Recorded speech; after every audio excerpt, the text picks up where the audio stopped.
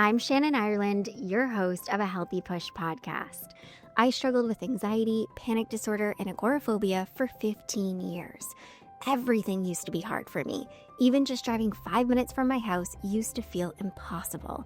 But now I absolutely live for travel and adventure, and I experience lots of peace and joy. I've not only reclaimed my life, but I've helped hundreds of others to do the same. Here, we stop managing anxiety and instead we create a healthy relationship with it. One where you say goodbye to the anxious thoughts, symptoms, panic attacks, and fears, and you actually live your life. Forget complicated strategies, quick fixes, or the same old hacks you've heard 100 times before. Each week, I'll bring you simple, actionable advice and honest conversations that lead to real, long-term healing. You aren't just an anxious person, my friend. There are reasons why you're struggling with anxiety, and these are things you can fix and heal from. And this is where that journey begins. Welcome. You're right where you're meant to be. All right. Hi, everyone, and welcome back to a Healthy Push podcast. Today, I have a guest with me, Emma. She's a psychotherapist, and in her work, she really focuses on helping people to build a deeper connection in themselves, which I love. I absolutely love the work that she does. And we're specifically going to talk about anxiety in dating and anxious attachment, which I know is highly relevant to a lot of the listeners. So, welcome, Emma, to a Healthy Push podcast. Thank you. It's so lovely to be here. Yeah, I am really excited to talk about this because, as I was telling you a little bit, I am formerly anxiously attached, maybe still a little bit there. So this is totally like relevant to me, and I know a lot of people that I work with have said, this is something I really struggle with. So this is going to be a really helpful conversation. But before we dive into all the things, can you just tell us a little bit about you? Yeah, I'd love to. I'm originally from Colorado, and I decided I wanted to become a therapist around age 15 when I first started going to therapy myself. So, what is that? 13 years ago? I've been working towards being a therapist ever since, going to undergrad, grad school, getting my licensure, all those licensure hours. I originally started going to therapy because I myself was very anxious growing up. I unfortunately didn't really have the words or understanding of what that was at the time. Mental health wasn't as talked about when I was a kid. But yeah, anxiety is something that runs in my family. We have a strong genetic disposition, and I struggled with it all throughout my young adulthood, my teens, my childhood, and therapy has been a really useful source for me to develop a greater understanding and to connect with other people, and that's what set me down the path to where I am today. Yeah, I obviously don't love that for you, but I'm so glad that you landed here, right? I can relate to that so much. And I know so many people listening can like just feel as though anxiety has been hanging around for a long time and has been very present in their lives. So let's talk about anxious attachment. I know a lot of people hear the word, right, and think, oh, that's me, or like, I think that's me, but maybe not totally sure what it means. So maybe can we just start there? Like, how would you describe it in simple terms? So, being anxiously attached is typically characterized by being hyper focused on relationships, especially romantic relationships. We form attachment styles in our early childhood based on how we connect and attach with our caregivers, right? And so oftentimes romantic relationships becomes the canvas for those dynamics later in life. So anxious attachment is being hyper aware of your romantic relationship, feeling typically on edge or like the other shoe's gonna drop, or feeling unworthy, afraid that the partner's gonna leave, afraid that any conflict is gonna be the end of times. And typically, when we have anxious attachment, we tend to desire resolution immediately. So, where one partner might need time to think and process internally, we as anxious attachers need an immediate conversation, an immediate resolution, which can create conflict when two people have very different styles. Yeah, and I think it's so common. I hear this a lot in students of mine that like they are with the opposite, right? Usually like the avoidant partner. And it's really good in a lot of aspects, but can create a lot of those challenges. Can you maybe speak to that a little bit? Because I think especially in dating, right? In a new relationship, I think a lot of this stuff really gets heightened and can kind of really feel overwhelming, scary, cause a lot of anxiety. Like, what are some of the patterns that you see? Not, I guess, just in relation to like meeting somebody who's avoidant, but just in dating in general. Like, what are some of those common patterns that you see? Yeah, absolutely. I do this work with a lot of my therapy clients, and oftentimes what you see is while the anxious person wants to connect and resolve, the avoidant person tends to be avoidant of conflict, thus avoidant of resolution typically, and they keep people at a arm's distance, they run away when things get hard maybe.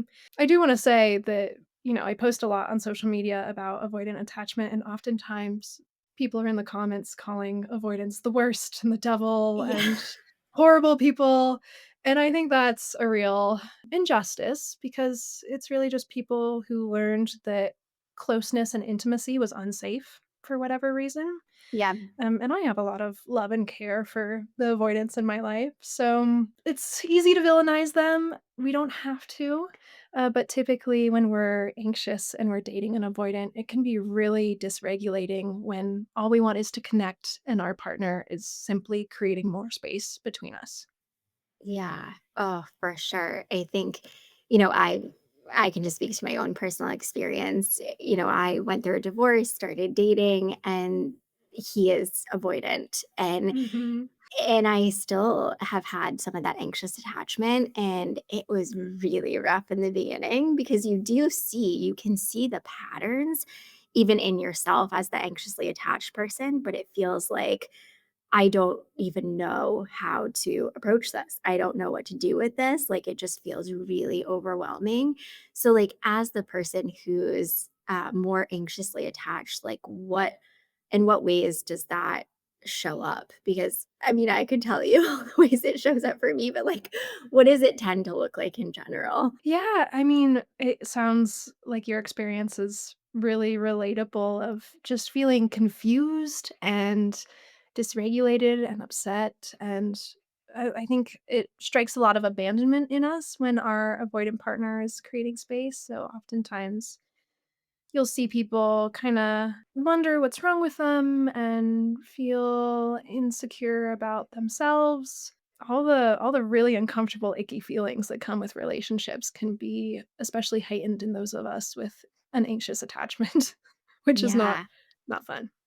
Yeah, that anxiety that you can feel, especially in those moments, right, where you do wanna connect and you're trying so hard to connect, and the other person's like, "I need space, I need a minute." And you're like, "No, no, no, no, that is not okay," right? Like, "I cannot feel this way, and I wanna stop feeling this way."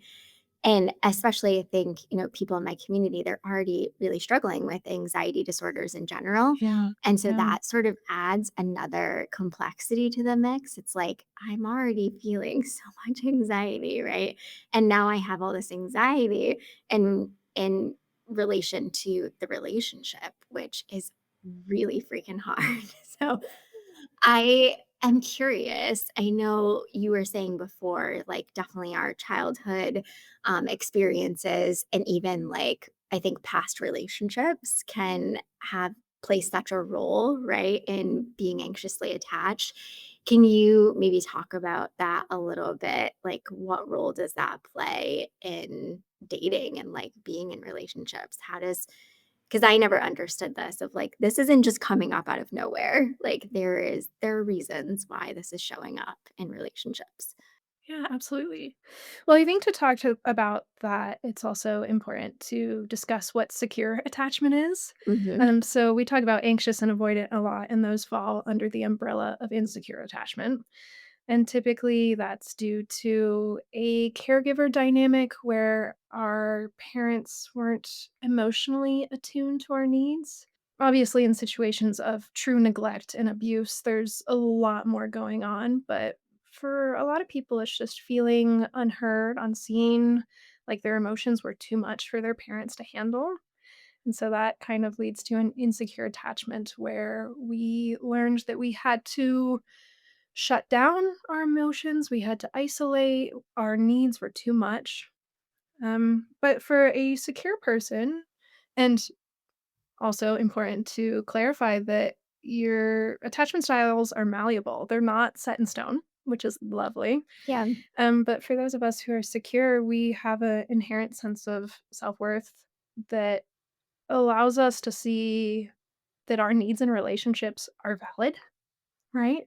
Yes, it's understandable that I want clear communication and consistency and reliability and to build a lifelong connection with someone.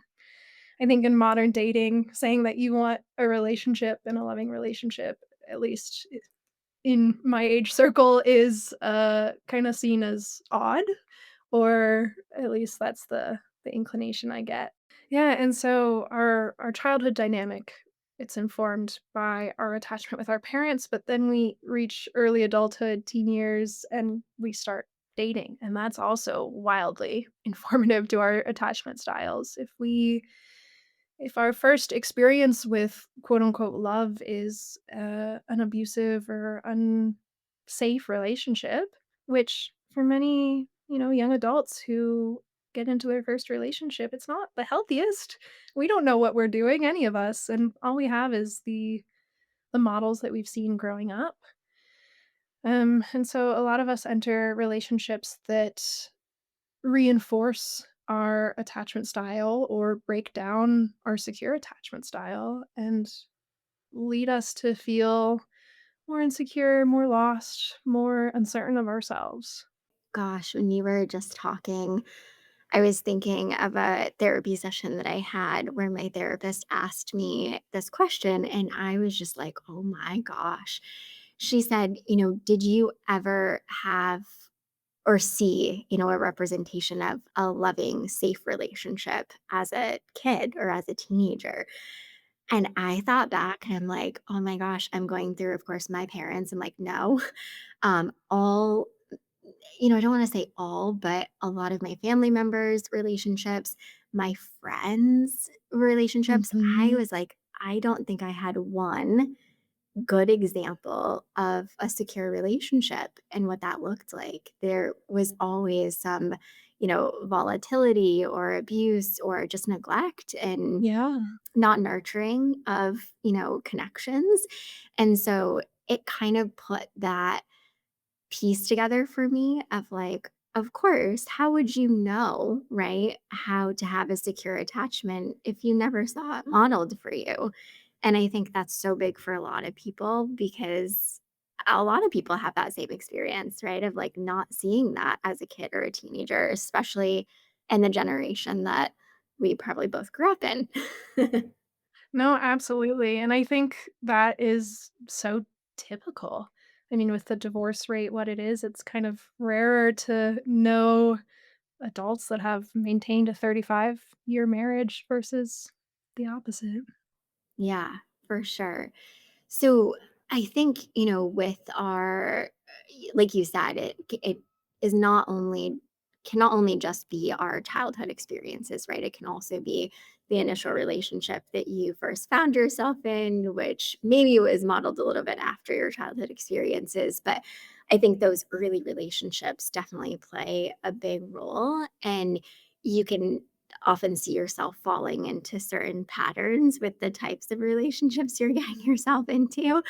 Can you talk a little bit about that? Because I think it is so hard to break those habits, right? And see, oh, this is actually not that healthy for me. Oh, absolutely. It is so hard. And people have all sorts of opinions about therapy. I think if you find the right therapist who's going to point those patterns out and be a little stern and maybe hold you accountable, I personally have found that really helpful. But it is hard. I'm kind of a firm believer that we will keep repeating the same patterns until finally it hurts us so much that we wake up and we decide that we're simply not going to live the same life anymore. Right. Yeah. Which is pretty painful oftentimes. How to actually go about healing that, recognizing the pattern is absolutely the first step. And talking to people about it. People who feel like safe containers for these conversations, right? The trusted friend. Oftentimes, people learn how to heal their attachment through friendship first, which I think is really powerful. We have a lot of soulmates. They aren't all romantic. Sometimes they can be platonic. Yeah, I think that's so powerful. That's such an important thing, I think, to pause and recognize. That was definitely true for me. When you start like actually looking at the connections in your life and just making healthier decisions in general with like relationships and setting boundaries and all this stuff, you really start to see like, oh, I can have healthy connections and this feels really good and this feels like it's giving and not like sucking all the life out of me. And then you can translate that to like, oh, and how would I want this to look like, right, in a romantic partnership? So Yeah. I think that's really helpful. Okay, I want to ask you this because I know with anxious attachment, you can often get like a little confused between anxiety and intuition. Like, I think because you were saying in the beginning, right, you're often with when you're anxiously attached, you're heightened. And so I think you have a lot of fear, you have a lot of this, like, desire to control things, like, a lot of these feelings come up, which can be really, really challenging, and you're like, "Okay, is this anxiety or is this my intuition trying to tell me that, like, this is a red flag?" Right? So I guess it's that, like, is this a red flag or am I just feeling scared? How can you, like, spot the difference, I guess, is what I wanna know.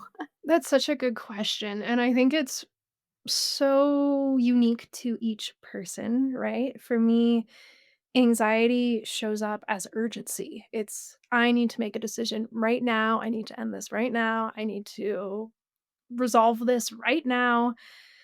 Versus when it's intuition, it's more of a like, okay, this is uncomfortable and I'm going to sit with it and I'm going to process it and I'm going to challenge it and I'm going to look at it from all sides. But anxiety is, this needs to occur immediately. Yeah. I remember talking about this in therapy to my therapist, and she's like, "Okay, when you're feeling really anxious, right, and you're feeling like you want to resolve it right then and there, and you need, and you're not stopping, right? How would it feel to take a pause and just check in with yourself of like, how are you feeling? What's going on internally? And take some space for yourself." And I'm like, no, that sounds horrible. Like, but I really, there's so much in that that when you do take that space and you check in with yourself, you can register, okay, this is anxiety. This is not like my intuition trying to tell me this person is terrible and they're definitely doing something that is untrustworthy or, all those things that your brain might want to tell you. I think that separation, right? That space goes such a long way. Absolutely, and I think that's such a key part for healing and attuning to our anxiety in attachment is learning to be alone, learning to take space, learning to regulate our own discomfort Yeah. rather than turning to the outside source, which would be our romantic partner for reassurance and closeness. Yeah, which, is another thing that's so hard, right? Like, it's so hard, I think. Of course, you have to recognize the patterns, you have to recognize, like, how you're navigating things, but that step of, like, pausing and going inward, do you have any tips, I guess? Or, like, how can you practically do that? Because it is really hard when you're feeling a lot of that anxiety, whether it's like, I think that, they're not the right person for me, or they're doing something shitty, or, they haven't replied to my text and it's been an hour. Like, what can you do in those moments where you're feeling so heightened? Such a good question. I work on this a lot with my clients who struggle with anxiety in general and especially in attachment is Learning self-regulation skills and developing a quote unquote toolbox of self-regulation and coping, not to make the experience and the discomfort go away, but to teach ourselves that we are capable of sitting with it and living through it. Right? And so for me personally, I know that when I am stuck in this headspace, getting outside, going on a walk, talking to a friend, those are all really helpful for me. There's also tools like, deep breathing, bilateral stimulation, tapping, EFT, all these things that activate our parasympathetic nervous system allow us to enter more of a rest and digest situation rather than being so heightened. And it takes time. It's not something that you just magically do once and, oh, I feel completely better. It's something that it's a skill that you build across months and years. Yeah, for sure. It's such a practice. So I think, when you're dating, of course, and this stuff really you see it like become really big and really hard to navigate. y- And you start to do this work of like uncovering the patterns, and you're seeing more of your responses and how it's playing a really big role in conflict and just things feeling not so great. And you're doing that work of like self regulating and slowing things down. I think a part of this, right, is being able to communicate with the person that you're dating and being able to express your needs and your boundaries, like, without it coming from a place of fear and without it coming from that place of, like, urgency and wanting to control the outcome. So, like, what are some ways that you can do that? Because I think that's such a big piece of it. Like, I know when I got into the relationship that I'm in, there really wasn't that communication there of, like, "This is actually what's going on with me. It's not that I'm crazy pants, like, this is something that is, like, really hard for me." So, having been able to express it better and express my needs and boundaries would have been so freaking helpful. So, like, what are some ways that people can do that sort of work? Yeah, absolutely. I feel like this is the step where it really becomes hard for people because we can build self understanding, right? And realize, okay, my anxious attachment has been triggered. We can regulate, Mhm. which are all important steps. Would definitely recommend doing both of those things before you try to approach the communication element. But so many of my clients, we get to this point and they say, "Oh, I don't want to talk to them about it because then they'll think I care, or then they'll realize that they upset me, or then I'll look weak," or whatever these narratives are that we have about what it means to be vulnerable and express hurt or pain or a need. And so a lot of the work I do with clients is around what that negative self-belief is and how that's showing up in the relationship. But once we kind of start to work through that barrier and people build the self-awareness, it's really about the communication skills of simply saying, you know, I need this, I value this, this is important to me, whatever it be. Clear communication, text throughout the day, a phone call 3 times a week. Whatever makes you feel secure in the relationship is completely valid. This goes back to that secure attachment, right? Is understanding that our needs are completely acceptable and that there's someone out there who's willing to meet them. So yeah, just expressing that and not I think it's easy to be scared to do that when in previous relationship dynamics we have been met with defensiveness or denial or aggression, you know? Mhm. And so it is something that many of us have to learn or relearn. Is just saying, hey, I need this, and that doesn't make me weak. It doesn't make me inferior. This is simply what I need to feel connected to you. And if you can't give that to me, then we need to figure something out.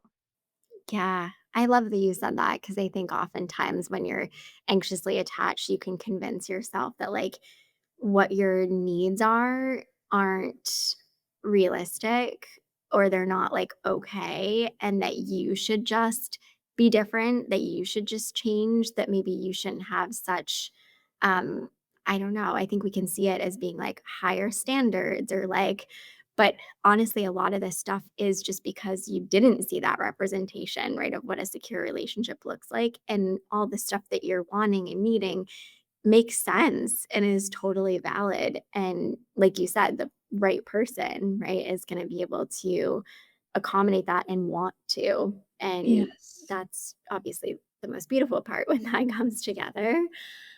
I think self trust is such a big part of this, right? So I want to talk about that because I think when you start to develop more of that self trust, a lot of this stuff, a lot of the anxiety gets quieter. So, what does dating from self trust look like? I think what it really comes down to is trusting that you will be okay regardless of the outcome. And a lot of that might come from the groundwork of building a support system outside of dating, having hobbies and interests and things that fill your life outside of dating. So often I see people make dating their only social interaction, their only interest. They aren't working on their career, they aren't working on their hobbies, they're just trying to find that person, which there's a part of me that can relate to that so much, the yearning for a partner. And to build self-trust, we have to have a life that we trust, right? And so knowing that we'll be okay, knowing that we have the social support, that we have the self-regulation tools when things get hard, that we can take care of ourselves and scrape ourselves off the ground if things go terribly awry. That's one part of it, and then it's also trusting our instincts, right? Trusting that, "Ooh, when this person says that and it makes me feel like they aren't safe," trusting, "Okay, I'm gonna check in with myself. Is this anxiety or is this intuition?" And trusting what our body is telling us. So often I hear people talk themselves out of a gut feeling and Yeah. say, "Oh, maybe I'm just being too judgmental. Maybe I'm not giving them a chance. Maybe I'm XYZ." And I think women, especially, have a tendency to doubt ourselves just because of the conditioning that we have received. And so much of my work with clients is just reinforcing self trust. Yeah. I think that going inward, right, and listening to yourself is so huge and such a big piece of it because they think, I hear a lot, I don't know, I don't know. I don't think I can trust myself, right? Like there's just so much anxiety and I don't know that I can trust myself. But I think the more you get quiet and like actually give yourself those pauses to check in and to actually listen to what's coming up is huge. I know you talked about this a little bit, but I want to dig in a little bit more because I'm so like such a believer on self trust being such a big part of how we heal like our attachment wounds. So, what are some ways that people can build that self trust? Like, I love that you said connection, right? Outside of relationships. That's huge. Like actually doing things for you, things that fill you up, things that are just things that you enjoy, things that bring you joy. There's so much to that. But like, what are some other ways that you can build self trust? Yeah, absolutely. The practice that really helped me most with this was to make myself promises every day and actually follow through with them. And it sounds so simple, but I found that the days, and when I say promises, I mean every day I would write down 3 goals, and they could be as simple as take 3 deep breaths first thing in the morning. They could be as complicated as check off this to-do thing I've been procrastinating for 3 months, right? And following through with those, proving to myself that I could keep promises to myself and that I would show up for myself when I said that I was gonna do something, really reinforced that I could trust myself. No, yeah, following through with commitments. I always say this is such an important thing. Like, if you say that you're going to do something or, you want to do something, like actually following through with that, that's such, I don't want to say it's easy, but it's such a simple way to build that self trust because you're showing yourself, like, I can show up for me, right? And like, I can meet my needs and I can do the things for myself that are really important. So I love that. Okay, in general, I love that you said our attachments are malleable. So we're not like always going to be stuck in this anxiously attached state. So, what might it look like to move more from anxiously attached to secure, more healthy attached, even if you feel anxious sometimes? Because I don't think this is like, oh, and you're anxiously attached and now you're secure and there's no anxiety in between. And it's not like, yeah, right. Okay. Absolutely. Yeah, certainly as someone who, as I said at the beginning, is just anxious. I consider myself securely attached at this point, but anxiety shows up. That'll never go away, unfortunately. But how we move from anxiously attached to securely attached, as we were just talking about, self-trust is huge. Respecting our boundaries and saying no without guilt, I have found to be a huge change. I feel like the people pleaser to anxiety crossover is huge. And a lot of us who are anxiously attached are also very much putting other people's needs in front of our own, right? Yeah. So, yeah, maintaining boundaries, saying no without guilt, trusting ourselves, knowing that we will, like I said earlier, be able to pick ourselves up if anything goes wrong, know that our needs are valid and that we can ask for them, we can state our needs. And I think the biggest component of self trust and of secure attachment is being able to walk away and end something if it's not meeting our needs. It's the most painful thing we can do, walk away from someone we love. But if we are abandoning our own needs just to maintain a relationship, we're sinking the ship from the very beginning. I'm just sitting here like, yeah, ending. I've been very transparent about this, but I ended, a 14-year relationship and we were married and we have a child together. And it is one of the hardest things to do, right? To walk away from something. But when you recognize that you are abandoning yourself and you've been doing it for so long, it is so important to listen to that and to acknowledge, like, I need to put myself first, right? Like, I am the most important person. And yeah, I think what you were saying about the people pleasing, it's such a big element of being anxiously attached. I think this is also like can stem from a lot of childhood stuff of like I just want everyone to be okay and I want things to be okay and I don't want big loud scary and you just want to fix everything and make everyone feel better and it's like all coming at the sacrifice of yourself. So I think that's such a big piece too is looking at what are the ways in which you're abandoning yourself and how does that actually feel? Like what does that actually look like? Because I think like you were saying, especially women in general, like we do this often and it's really tough to see it. But when you see it, it's like intentionally going into that and like doing that work of how can I give to myself more than I'm giving to others? And, this is such a big piece of it. And this is another thing that you really do a lot of work with is people pleasing. How the heck? Because I think sometimes I'm like, this is probably always going to be a little bit a part of me. And I think I'm okay with that. But years ago, it was definitely so disruptive and really overwhelming.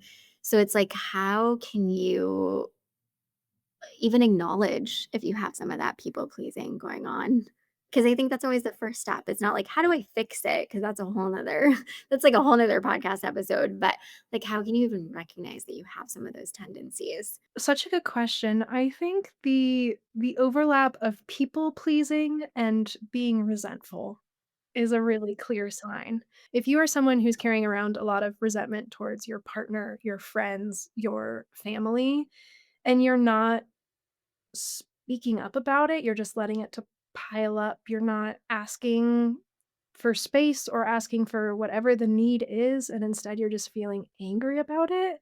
That's a pretty clear sign that we are people pleasing, that we're abandoning ourselves, and that it's gonna eat us alive if we don't do something about it. Oh, dang, you went right at it. Like, Sorry. no, I it's so helpful because I would say, yeah, that is the easiest way to sort of determine if there's some people pleasing going on because you do when you've been doing it for so long, there is a whole lot of resentment there, and I'm sure you can see and recognize all the ways in which that might be coming out. So that's really good. Okay, in general with dating, because dating is like, ugh, it's hard anyway, right? Like, what when you're dating and you recognize and you know, like, I am anxiously attached, and you're just in that stage of like, I don't even know what to look for. I don't even know what I'm doing. Like, what advice do you have for that person that's like, "I'm just anxious and I'm trying to date, and it, like, feels like nothing is working."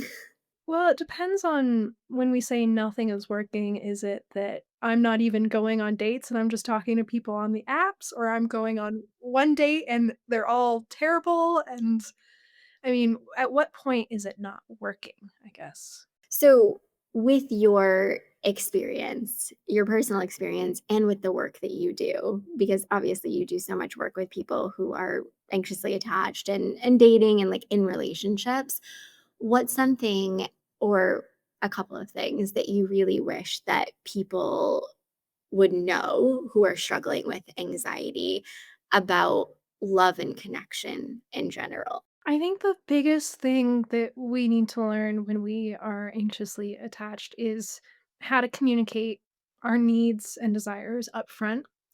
There's so many there's so much information out there about how to make yourself more desirable and how to XYZ and hack the dating scene and all this kind of toxic manipulative information out there Yeah. that really leads people astray. And I think the biggest piece of advice I would have is learn how to tell people what you're looking for without shame or embarrassment. I'm myself am dating right now, not seriously with anyone, but going on dates and had a conversation with someone that was just, "Hey, I value consistent and reliable communication. If that's not something you can give me, then let's not waste our time. And it's been nice knowing you, but this is the bare minimum for me. If you can't meet it, I'm out." And just Yeah. learning to show up that way confidently and express our needs and know that it's kind of a numbers game. We're gonna eventually find someone who matches that and is willing to give that, and like you said, wants to give that, wants to show up in that way. It's so important. I love that. I think that's so important. And two, I think, I don't know, what are your thoughts? I think really focusing on the connection with yourself too is so freaking helpful. Like, I think, because I think based on, childhood stuff, early relationships, maybe you just got out of a relationship, you really might be disconnected. And when you're disconnected, you often don't have that self trust. And I think that's such a big piece. Like, you've got to learn in the small ways that you can reconnect with yourself and just learn more about who you are and how you operate and what you need and like what's important to you. All of that stuff is so, so helpful. And when you are dating, when you have more of that awareness and you're more connected to yourself, I think things feel in general less shitty. Yeah, 100%. And I think that oftentimes we gain that awareness not necessarily only through dating, but dating is what teaches us what we want, what doesn't work for us, what what we're looking for. And I find myself reframing to clients often, "Oh, this didn't work out. I'm so sad." Like, "Okay, yeah, I can hold space for that grief, and I know that you were really hopeful about this." And we learn something about ourselves, and we learn something about what doesn't work for us. And I think that's a Yeah. really powerful way to approach dating, to not cling on to the outcome of, wanting a relationship and wanting this whole future with someone, but cling on to the ability to understand ourselves, understand who we are and what we want. I think that's a really powerful way to look at it. Yeah, I love that. Not being attached to an outcome Because I think so much of what we hear, though, right, is outcome based. Like you're dating to find the person and you're dating to get married and you're dating to have kids. And it's like, can we just date to connect and to have fun and to enjoy each other? And my gosh, it does not have to be that serious. So I think that's such a really big important piece is when you do let go of that outcome of it doesn't have to look a certain way and it might work and it might not work. And that's okay because I've got me no matter what happens. I think that's really beautiful work. I'm so glad that that resonates. Yeah. So this has been so helpful, Emma. I, of course, know so many people in my community are gonna resonate with this conversation. So if people want to find and connect with you, where can they find you? Yeah. My Instagram handle is perfectly_m perfect, spelled EMM perfect.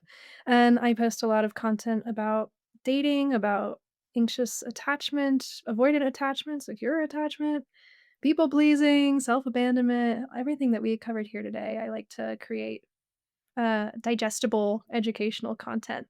So people can find me there, they can reach out to me there. Great. I love it. And I love this conversation. Thank you so much for coming on.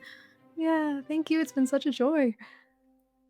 I hope you loved this episode of A Healthy Push. If you have, I'd be so grateful if you could leave me a rating and review wherever you're listening to this podcast. This helps people to find the show and get the support they need. And if you know someone who could use a little push, be sure to share this episode with them. And for even more support, head over to ahealthypush.com for show notes and loads of tips, tools, and inspiration to help you on your recovery journey. I'll see you next week.